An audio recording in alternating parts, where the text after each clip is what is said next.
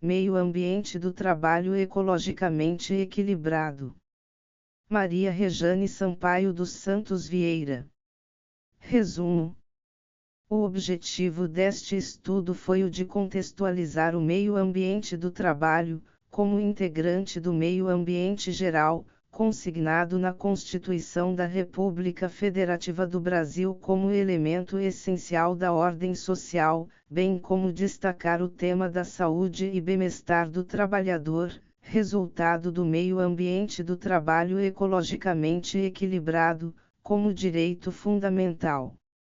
O meio ambiente ecologicamente equilibrado é um direito que necessita ser melhor divulgado e discutido, sob a ótica da educação ambiental. Deve ser implementado através de políticas públicas específicas e de acordo com bases científicas, evitando que as normas existentes ou que venham a ser editadas sejam aviltadas. Destacar-se no trabalho também apontamentos acerca dos princípios da dignidade da pessoa humana, do poluidor-pagador, da prevenção e da precaução. A importância do estudo está diretamente relacionada à importância da saúde do homem trabalhador, que labora para o crescimento do Brasil.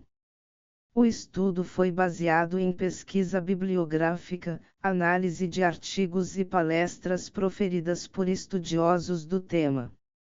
Foi possível constatar a necessidade de amplo debate sobre o assunto, bem como a adoção de medidas mais eficazes de educação, proteção e fiscalização do meio ambiente do trabalho.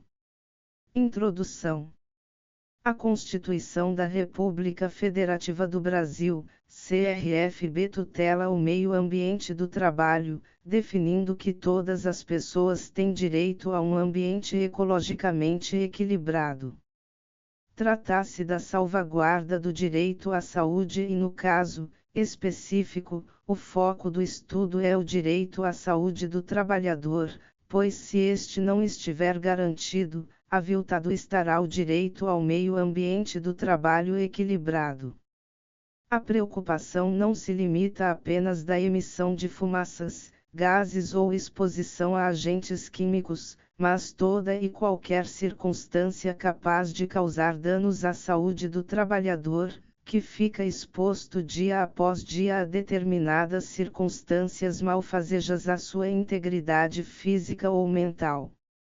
O tema, apesar de relevante, é pouco discutido, especialmente nos bancos escolares, nos quais a educação ambiental deveria ser introduzida, possibilitando ao futuro trabalhador angariar recursos intelectuais para um melhor posicionamento social, como o destinatário da proteção ambiental descrita no art. 225 da CRFB.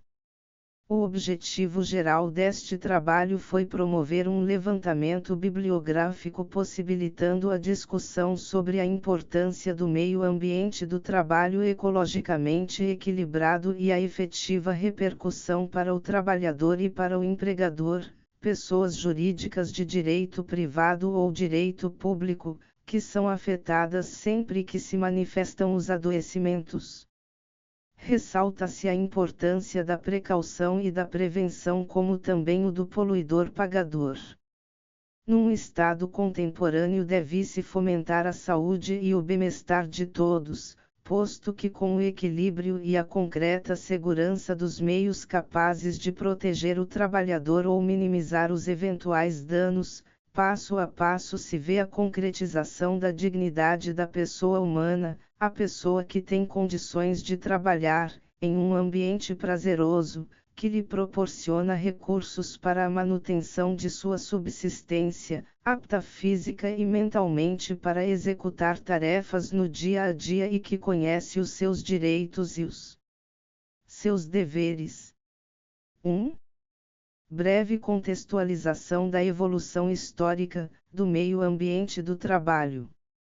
A Europa do século XVII passou por grave crise de desigualdade social, caracterizada por um comércio que produzia muita riqueza frente à reincidente pobreza de grande parte da população, o que causou forte movimento contrário ao absolutismo da época.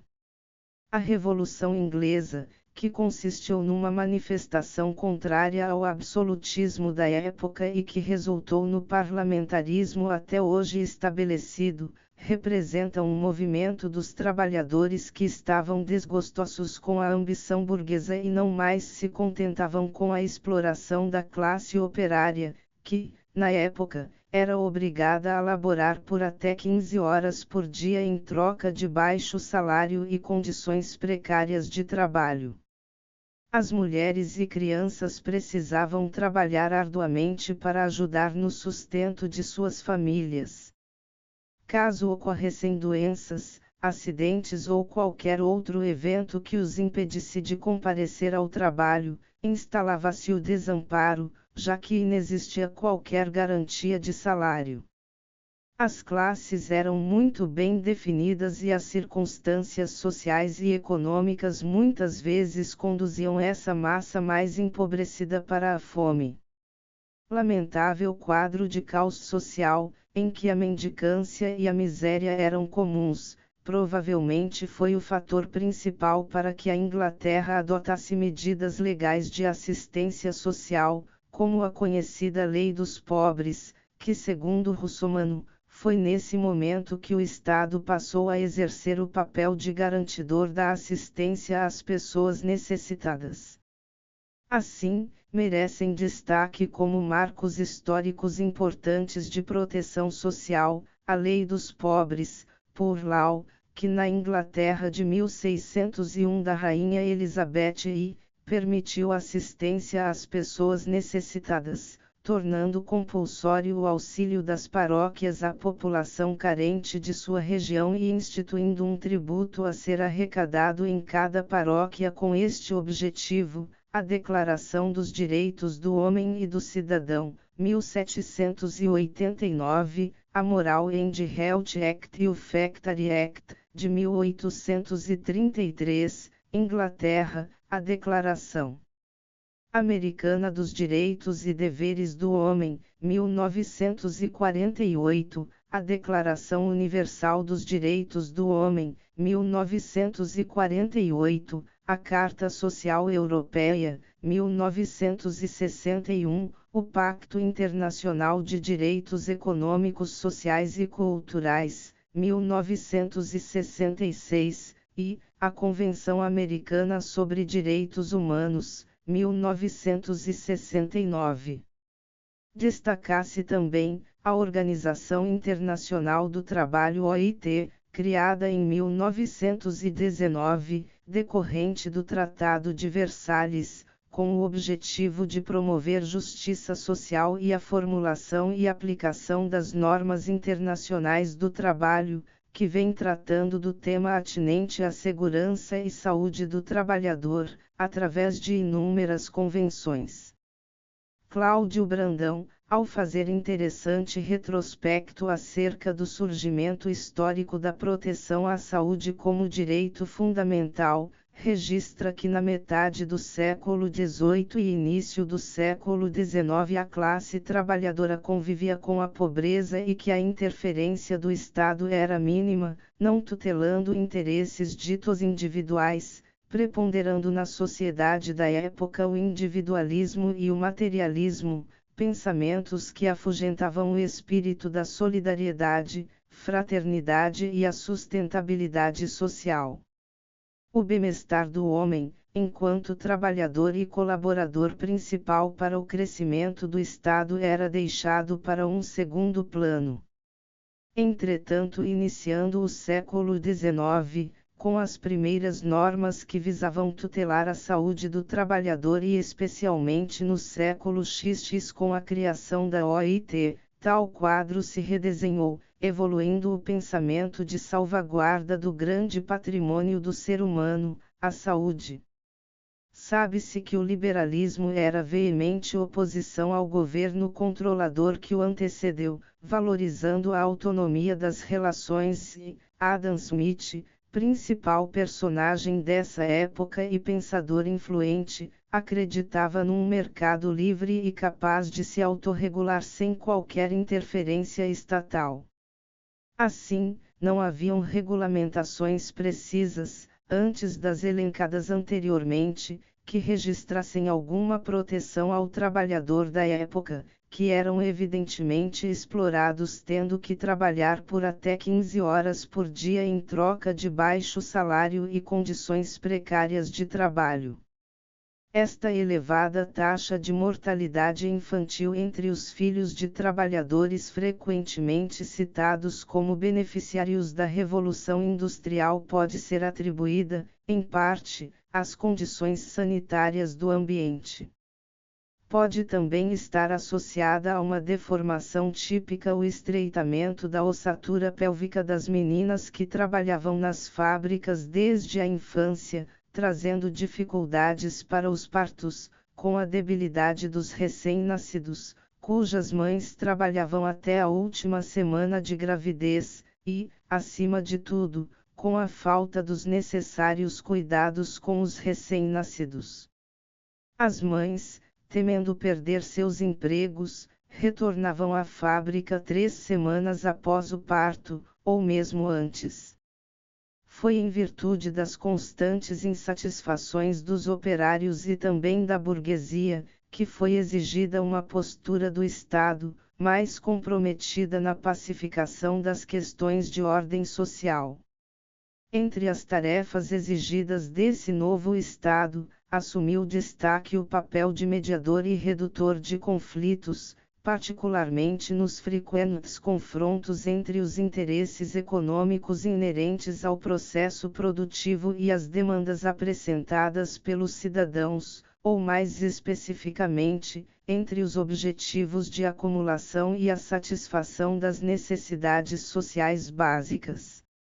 A necessidade de qualificação do Estado em seu formato liberal-democrático deu margem, ao longo dos últimos séculos, ao progressivo fortalecimento e aprimoramento tanto dos mecanismos responsáveis pela regulação das relações políticas e econômicas no âmbito da sociedade civil, quanto dos recursos técnicos e administrativos à disposição do próprio Estado para a consecução de seus objetivos.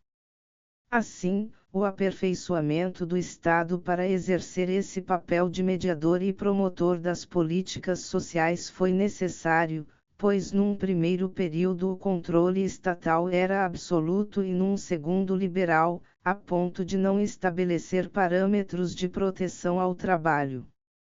De um modelo situado num ponto, o movimento foi para seu extremo oposto, o que não trouxe o resultado efetivo que se esperava. Foi após a Segunda Grande Guerra Mundial, que o conceito de cidadania foi ampliado, para a compreensão de que todos, indistintamente, têm direito a coberturas sociais mínimas e que devem ser garantidas pelo Estado desde o nascimento. Abandonar a noção de assistência social como algo na fronteira da política lidando com um pequeno grupo de párias e substituir pela ideia segundo a qual a política social era uma parte integrante da política total e se ocupava das necessidades normais de todos, ou quase todos, os membros da sociedade. De fato, a ideia de que a assistência social deve ser tratada como política pública, nela inserida a política de saúde e segurança do trabalhador, quais sejam políticas públicas voltadas ao ambiente de trabalho, está consoante a dignidade da pessoa humana, valor almejado desde tempos e que imprescinde de atuação estatal bem como de um processo de educação ambiental, através do qual todos os atores envolvidos na relação jurídica estejam compenetrados quanto à sua relevância. Vale o registro de que foi a Declaração Universal dos Direitos Humanos da Organização das Nações Unidas (ONU), que inaugurou a nova perspectiva da dignidade como fundamento dos direitos humanos, bem como a proteção ao trabalho.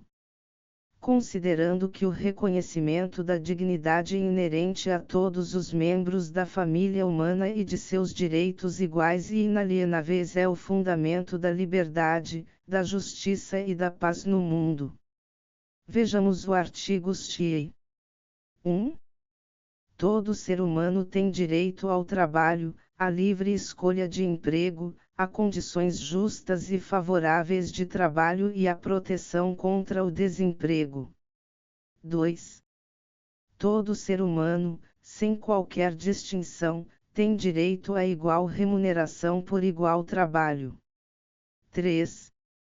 Todo ser humano que trabalha tem direito a uma remuneração justa e satisfatória, que lhe assegure, assim como a sua família, uma existência compatível com a dignidade humana e a que se acrescentarão, se necessário, outros meios de proteção social. Como foi bem destacado por Maria Clara Dias, são direitos sociais básicos todos aqueles que assegurem ao homem vida digna, como a educação, trabalho, moradia, alimentação, e também os direitos que concernem a demanda por um meio ambiente saudável. São garantias mínimas para a boa qualidade de vida do homem, que engloba a saúde física e mental, o trabalho remunerado e o meio ambiente do trabalho ecologicamente equilibrado e que o direito das futuras gerações esteja tutelado, através de políticas públicas e normatizações que permitam à descendência da atual população uma vivência harmônica e saudável. 2. O meio ambiente do trabalho ecologicamente equilibrado, direito fundamental do trabalhador. Direito fundamental à saúde.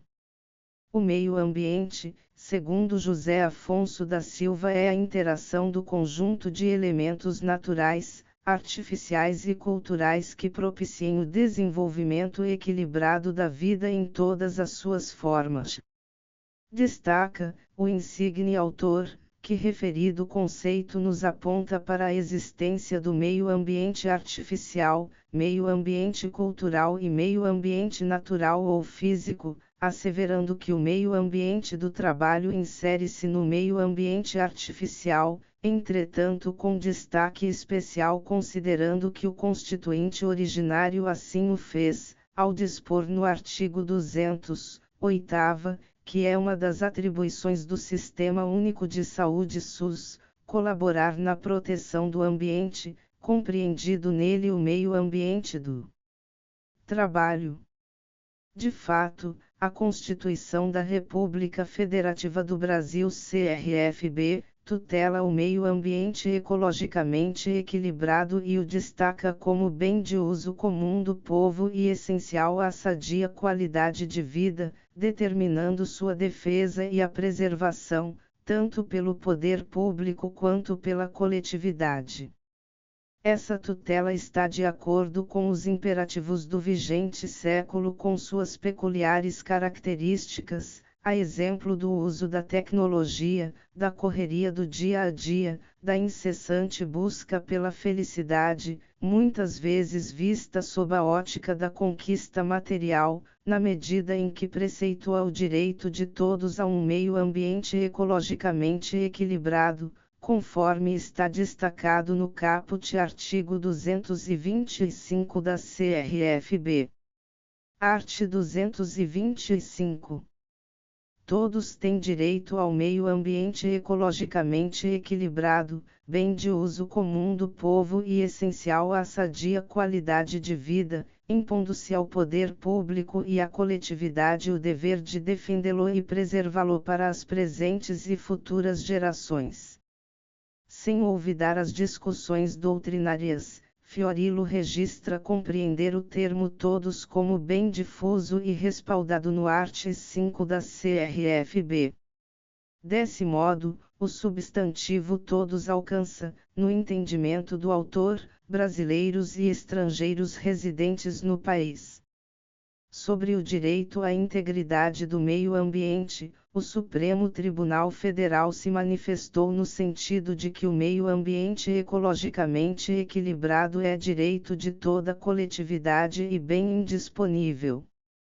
O direito à integridade do meio ambiente, típico direito de terceira geração, constitui prerrogativa jurídica de titularidade coletiva, refletindo, dentro do processo de afirmação dos direitos humanos, a expressão significativa de um poder atribuído, não ao indivíduo identificado em sua singularidade, mas, num sentido verdadeiramente mais abrangente, à própria coletividade social. Enquanto os direitos de primeira geração, direitos civis e políticos, que compreendem as liberdades clássicas, negativas ou formais, realçam o princípio da liberdade, e os direitos de segunda geração, direitos econômicos, sociais e culturais, que se identificam com as liberdades positivas, reais ou concretas, acentuam o princípio da igualdade. Os direitos de terceira geração, que materializam poderes de titularidade coletiva atribuídos genericamente a todas as formações sociais, consagram o princípio da solidariedade e constituem um momento importante no processo de desenvolvimento, expansão e reconhecimento dos direitos humanos, caracterizados, enquanto valores fundamentais indisponíveis, pela nota de uma essencial inexauribilidade. Fiorilo também faz outras observações sobre o art. 225 da CRFB, estabelecendo 4 concepções fundamentais no âmbito do direito ambiental, incluída aí a de que o meio ambiente ecologicamente equilibrado é um direito de todos, essencial à sadia qualidade de vida e que merece tutela do poder público e da coletividade, comprometendo também todas as pessoas no processo de proteção. A Lei da Política Nacional do Meio Ambiente, Lei N. 6.938/81, traz uma definição de meio ambiente, no art. 3, e, meio ambiente, o conjunto de condições, leis, influências e interações de ordem física, química e biológica, que permite, abriga e rege a vida em todas as suas formas. Fiorilo defende uma visão antropocêntrica do direito constitucional ambiental, sendo a pessoa humana a destinatária do direito ambiental e que a tutela de uma vida não humana só poderá ocorrer, sob o respaldo do direito ambiental, na medida em que sua existência implique garantia da sadia qualidade de vida do homem. O destaque que deve ser feito é o de que o direito ambiental visa garantir a sadia qualidade de vida do homem e, consequentemente, do homem trabalhador, evitando as lesões ou ameaças à sua saúde que o atinja em sua atividade laboral, seja a fome, causada pela expropriação do excedente econômico e a concentração de renda, seja a lesão física, causada pela falta de equipamento de proteção coletiva ou individual, ou mesmo o estresse, resultante do medo de desemprego e das pressões no ambiente de trabalho. Desse modo, se conclui que não é possível termos qualidade de vida dissociada da qualidade de trabalho. Não podemos atingir o meio ambiente ecologicamente equilibrado e sustentável, se ignorarmos o meio ambiente do trabalho. Consequentemente, olvidar a qualidade do meio ambiente do trabalho resulta no aviltamento do princípio da dignidade da pessoa humana. A nossa CRFB evidenciou o meio ambiente como um dos elementos da ordem social, como base o primado do trabalho e objetivo o bem-estar e a justiça social. Desse modo, é necessária a coexistência de todos os elementos indicados pelo legislador constituinte, no capítulo 2º, do título 8º, para que se perfaça a ordem social e consoante Sarlet é imperativa a consciência da existência de uma dimensão social e de uma dimensão ecológica intrínsecos à dignidade da pessoa humana.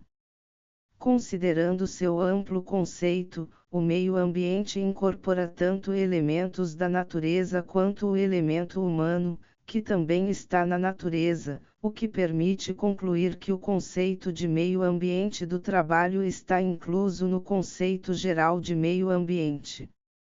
O meio ambiente do trabalho, portanto, é constituído por todos os elementos que compõem as condições, materiais e imateriais, físicas ou psíquicas, de trabalho de uma pessoa. Desse modo, cumpre-nos salientar que, para que o meio ambiente do trabalho seja efetivamente tutelado, deve-se observar, como acentua Mello, não somente as normas de ergonomia ou luminosidade, por exemplo, mas os aspectos que impactam na saúde psíquica do trabalhador. O eminente professor afirma que desrespeitados tais preceitos que asseguram direito à rigidez no meio ambiente do trabalho, ocorre consequentemente lesão ao meio ambiente geral. Trata-se da preservação do direito à sadia qualidade de vida, considerando os aspectos físico, psíquico e social conforme previsão do artigo 225 da Constituição da República Federativa do Brasil (CRFB) e o conceito de saúde estabelecido pela Organização Mundial de Saúde (OMS). Devem ser instituídas medidas de proteção ao meio ambiente do trabalho equilibrado, de modo que o ser humano, elemento central do meio ambiente, seja protegido. Trata-se da efetivação de um direito fundamental, conforme explanado por Ingo Sarlet, em palestra proferida no 2º Seminário Nacional de Prevenção de Acidentes de Trabalho. As principais normas constitucionais brasileiras colocadas, ainda que não expressamente, mas que mencionem sempre o ambiente do trabalho, dizem respeito ao ambiente de trabalho, têm, sim, status de direitos fundamentais. Todo o dispositivo do art. 7º da nossa Constituição, já da pessoa humana como princípio matriz, ali, não há dúvida alguma de que se trata de normas de direitos e garantias fundamentais do trabalhador que, evidentemente, podem ser colocadas ou não num contexto mais amplo do direito fundamental ao meio ambiente, ou dever fundamental do meio ambiente com maior ou menor proveito. Mas a tese que vou sustentar é no sentido de que é sim, numa agenda socioambiental, o meio ambiente do trabalho, tanto na perspectiva individual quanto coletiva, deve ser, sim, integrado como norma de direito fundamental à proteção mais ampla da agenda ambiental. Outro aspecto de grande relevância é de que o adoecimento do trabalhador traz para o empregador repercussões financeiras, considerando os afastamentos por doença e as lamentáveis aposentadorias por invalidez. É imperativo que sejam implementadas políticas públicas tendentes a equilibrar o meio ambiente do trabalho, em cumprimento ao comando constitucional, pois, como evidencia Mello, a nossa Constituição determina a preservação do meio ambiente, bem de uso comum do povo e essencial à sadia qualidade de vida, art. 225 caput, então o homem, a natureza que o cerca, a localidade em que vive, o local onde trabalha, não podem ser considerados como compartimentos fechados, senão como átomos de vida, integrados na grande molécula que se pode denominar de existência digna. O trabalhador deve ser preservado de eventos danosos à sua vida e saúde, como deve receber orientação adequada sobre o assunto.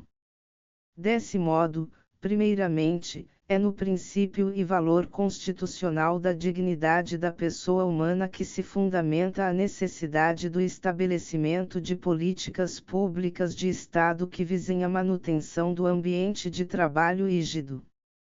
Há riscos no ambiente de trabalho que são conhecidos, e nesses casos, o princípio da prevenção aponta a necessidade de que se estabeleçam medidas preventivas e, Segundo Fiorilo 29, tal princípio também está previsto no caput do art. 225, ao estabelecer que é dever do poder público, assim como o é, da coletividade, proteger e preservar o meio ambiente para as presentes e futuras gerações. O princípio da prevenção constitui a espinha dorsal do direito ambiental e em relação ao aspecto do meio ambiente do trabalho, que possui como objeto a saúde humana, a sua importância é acentuada.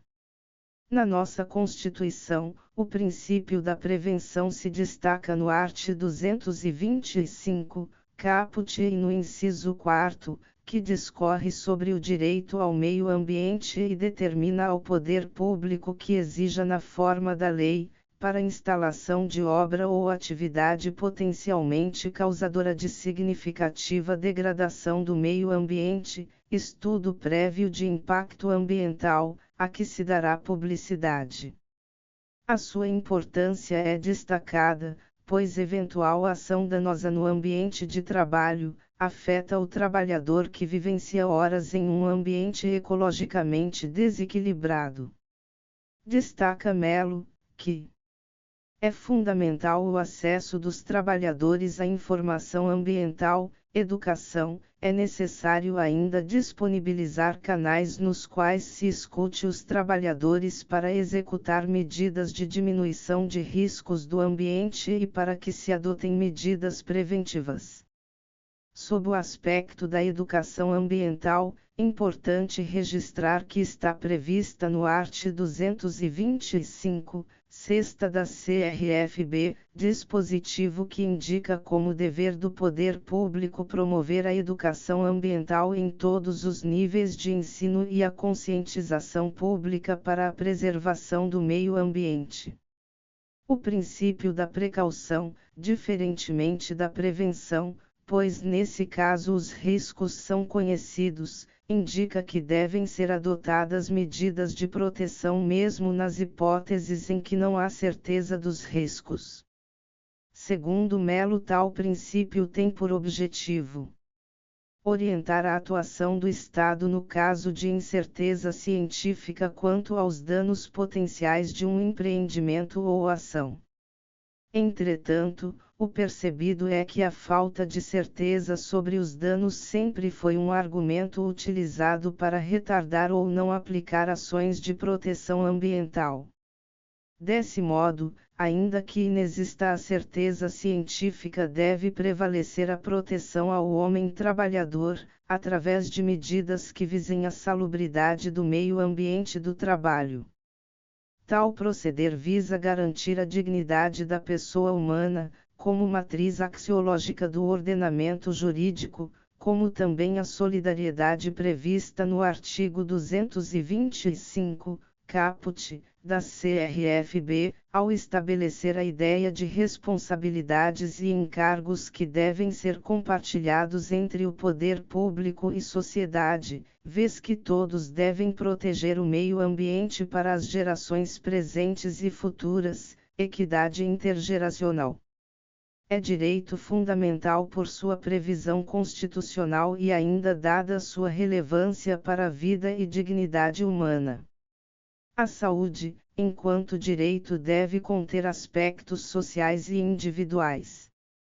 Enquanto direito individual, prescinde liberdade dos cidadãos para escolher suas condições de vida, de trabalho, se doentes os recursos a que tenham acesso, bem como o tratamento a que se submeterão. Implica ainda liberdade do profissional da saúde para indicar o tratamento mais adequado àqueles que o procurem. O direito à saúde como direito fundamental é indisponível e não está adstrito à inexistência de doenças, ao acesso a medicações ou consultas médicas. A saúde envolve a adequada alimentação, saneamento básico, bem como relaciona-se com o meio ambiente do trabalho. Ninguém deve ser exposto a um ambiente de trabalho que lhe ofereça riscos ou que seja afete sua saúde física e mental, portanto, como direito fundamental deve ser garantido pelo poder público, utilizando-se de normas que orientem e que determinem condutas, que previnam acidentes de trabalho e doenças laborais, assim como ações de fiscalização e punitivas quando evidenciado o dano.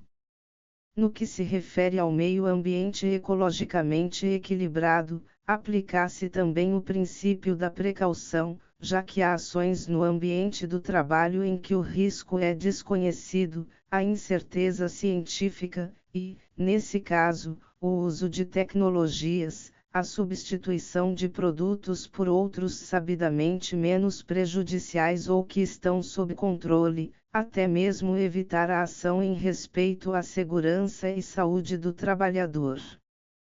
Quanto à prevenção, esta ocorre, como sabemos, quando há evidências científicas do dano, exigindo a promoção de medidas corretivas. Então as normas que tratem de meio ambiente do trabalho devem atentar para os princípios da precaução e da prevenção no sentido de estabelecer o caminho a ser seguido nas respectivas hipóteses, vedando a ação quando o risco ao trabalhador se mostrar inafastável e inexistir ou for desconhecido instrumento, produto ou qualquer outro meio que minore os impactos ou o evite. Também deve ser destacado o princípio do poluidor-pagador, por sua relevância na prevenção do dano ambiental. O princípio do poluidor-pagador visa prevenir o dano, mas quando este ocorre tem o escopo repressivo. Impõe-se ao poluidor o dever de arcar com as despesas de prevenção dos danos ao meio ambiente que a atividade ocasionar, cabendo a ele o ônus de utilizar instrumentos necessários à prevenção dos danos. No entanto, em um segundo momento, ocorrendo danos ao meio ambiente em razão da atividade desenvolvida, o poluidor será responsável pela sua reparação. Analisando os referidos princípios sob a ótica da saúde e segurança do trabalhador, verifica-se que as hipóteses legais que permitem a aposentadoria especial respaldam-se no interesse maior de proteção do trabalhador exposto a agentes nocivos ou que lhe causem prejuízos à saúde ou à sua integridade física. Como nesse caso específico, o da aposentadoria especial, há uma fonte específica de custeio, verifica-se, primeiramente, a aplicação do princípio do poluidor-pagador, mas também o da prevenção, pois o dano é cientificamente conhecido, podendo não se concretizar mas pela exposição por um determinado período, 15, 20 ou 25 anos, é permitida a aposentadoria especial. O benefício não é pago em razão da existência ou não de incapacidade, mas pela sujeição do segurado aos agentes agressivos prejudiciais à saúde. É como se o tempo de 15, 20 ou 25 anos fosse o período máximo em que o segurado pudesse ficar exposto àqueles agentes, sendo que sua continuidade na atividade insalutífera poderá, sim, ocasionar danos à saúde. Desse modo, a aposentadoria especial não traz como objeto a ocorrência do dano, ao contrário, visa efetivamente proteger o trabalhador do adoecimento pela exposição contínua, evitando que seja exposto além do período legal definido como seguro. 3. Considerações finais. A CRFB trouxe disposição específica para o meio ambiente ecologicamente equilibrado e que o poder público deve atentar para a promoção de medidas para a efetivação desse direito. No que se refere ao direito à saúde, também destacou o Constituinte originário como direito fundamental. Ambos, o meio ambiente ecologicamente equilibrado, no qual temos o meio ambiente do trabalho, e o direito à saúde são essenciais para a concretização do bem-estar e da justiça social. Ora, é inegável o anseio de todos pela ordem social e o tempo dos direitos utópicos não pode mais existir. Aguardar ações únicas e exclusivas advindas do poder público não se mostra uma atitude adequada para a contemporaneidade. O compromisso com o meio ambiente do trabalho ecologicamente equilibrado é de todos e para todos. Ao poder público compete assegurar que esse direito se concretize, através do investimento na educação ambiental, desde a infância, editando normas de caráter orientativo, supervisionando, fiscalizando e até punindo quem desrespeite a vigente legislação. No processo educativo, o homem como elemento central deve ser destacado e a preservação da sua saúde física e mental. No contexto da atuação estatal, em todas as suas possíveis formas de atuação, como até quando aplica a norma ao caso concreto, a proteção à saúde do trabalhador deve ser reconhecida como um direito fundamental. Importante salientar que para o crescimento econômico, é necessário que o homem trabalhador esteja em plena condição de atuar, de produzir, ciente do seu real papel no desenvolvimento do país, pois do contrário, o Estado brasileiro deverá arcar com o ônus de amparar os segurados atingidos pelos efeitos maléficos de um ambiente desequilibrado, hostil, nefasto e, via de consequência, tais efeitos serão sentidos na esfera previdenciária, nos atendimentos executados pela rede do SUS, por exemplo. O arcabouço jurídico brasileiro ainda não é capaz de proteger o homem trabalhador, primeiramente pela ausência do referido processo de educação ambiental, depois pela ausência de harmonia das normas com a realidade social e se apartam dos fatos. Apesar disso, a certeza de que o amadurecimento bate à nossa porta, nos impulsiona a crer numa mudança de paradigma, numa nova era em que é possível fomentarmos a discussão sobre tema de tamanha relevância social, divulgando ideias, promovendo estudos, agindo como verdadeiros cidadãos comprometidos com a realização da ordem social.